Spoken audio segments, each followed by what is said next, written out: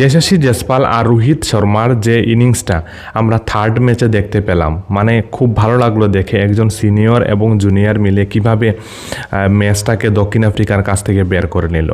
यशस्वी জয়সওয়াল যে 2টি ম্যাচ খেললো, প্রথম রান পায়নি, মার্কো জেনসন তাকে আউট করে দিয়েছিল, একেবারে খুব তাড়াতাড়ি আউট করে দেয়। একেবারে স্টাম্প থেকে যে আউটসুইং বলগুলো বাইরের দিকে বেরিয়ে যায়, এই বলগুলো খেলতেই পারছিল না কিন্তু यशस्वी জয়সওয়াল।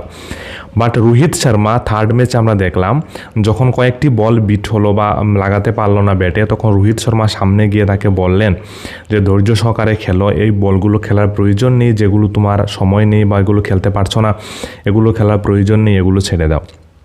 তারপর আমরা দেখলাম অনেকগুলো মার্কো জেনসন বা এই মিডিল স্টাম্প থেকে যে অফ স্টাম্পের বাইরের দিকে যে বলগুলো লেফট হ্যান্ডার বলারের, সেই বলগুলো কিন্তু ছেড়ে দিল यशस्वी জয়সওয়াল।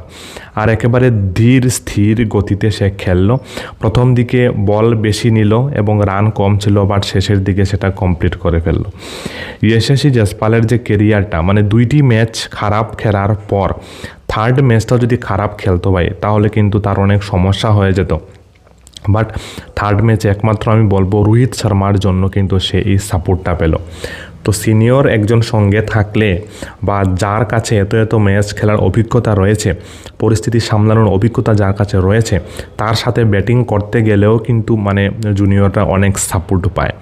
অর্থাৎ ভারতীয় দলে আরও 1 থেকে 2 বছর আমরা প্রত্যেকেই চাইব রোহিত এবং বিরাট অবশ্যই থাকা প্রয়োজন, যাতে তাদের যে মেন্টালিটি, সেই মেন্টালিটিটা যাতে যে নতুন যারা খেলোয়াড় আসছে তারা যাতে পায় এবং তাদের মধ্যে যাতে ধৈর্যটা চলে আসে এবং ভারতকে যাতে ভালো একটা পারফরমেন্স ভারতের পক্ষ থেকে তারা দিতে পারে। তো সিনিয়র প্লেয়াররা খুব বেশি প্রয়োজন।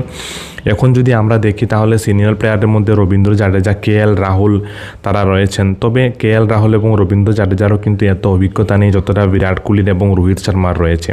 তারা অনেক প্রেশার ম্যাচ খেলে বের করে অভিজ্ঞতা কিন্তু রয়েছে। তাই এই দুইজনকে কমপক্ষে যে 2027 বিশ্বকাপ অবধি তাদেরকে থাকা খুব বেশি প্রয়োজন। এটা আমার ব্যক্তিগত মতামত। আপনাদের দর্শকরা আপনাদের মতামতকে অবশ্যই কমেন্টে লিখে যাবেন।